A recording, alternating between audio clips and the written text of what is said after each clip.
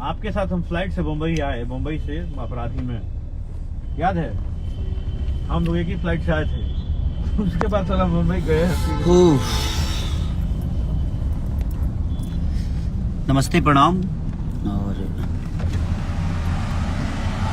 दिल से प्रणाम सबके।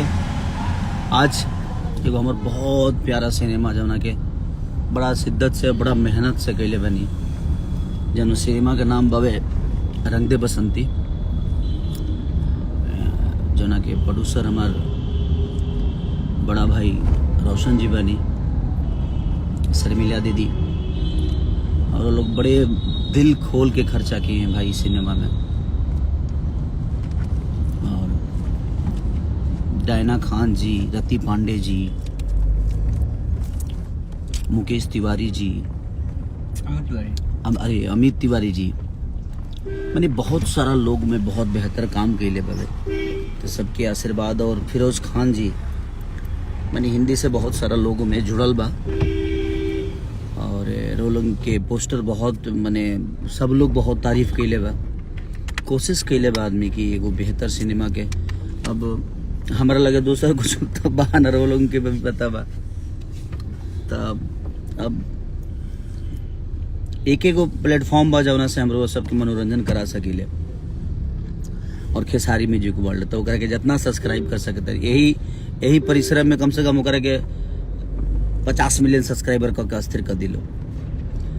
हाँ, दूसरा कोनो उपाय नहीं कि कहीं दूसरा जगह से गाना भी छूटत नहीं क्या हमार प्रॉब्लम बा। और ठीक बा, होला जीवन में बहुत सारा चीज होला कि का कहता ना कहता, अब हमें पर सोचल बंद कर दिले बनी कि हमारे के गाली देता कोनो बात ना, कि हमारे के बुरा बोलता कोनो बात ना।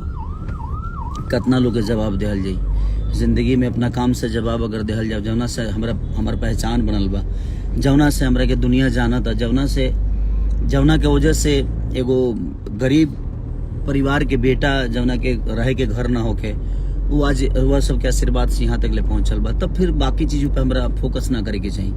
अब हम बहुत हर चीज़ में लाइव आवत नहीं है जा, लेकिन अब बंद कर दिले बनी हम। रीजन ओकर एक गो बा कि अब जवाब देहल बंद। अब ऐसा लोगन के जवाब काहे खातिर देहल जाई? एगो हमार जवाब हमरा बुझा दे जेबे, मतलब के कुछ ओकरा बाद 10 गो कंट्रोवर्सी, एगो शब्द के ओकरा के 25 तरीका से तोड़ मोड़ के लोग बोलल शुरू कर दी।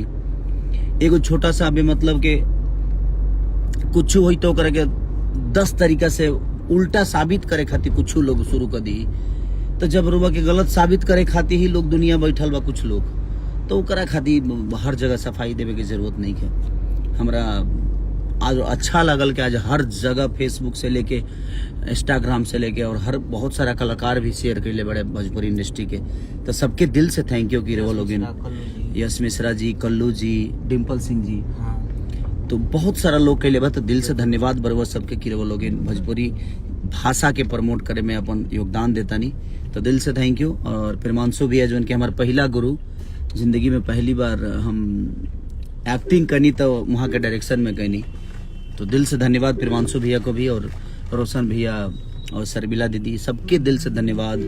डायना खान जी, रति पांडे जी, जितना भी हमें लोग काम कैले हुए सबके दिल से धन्यवाद।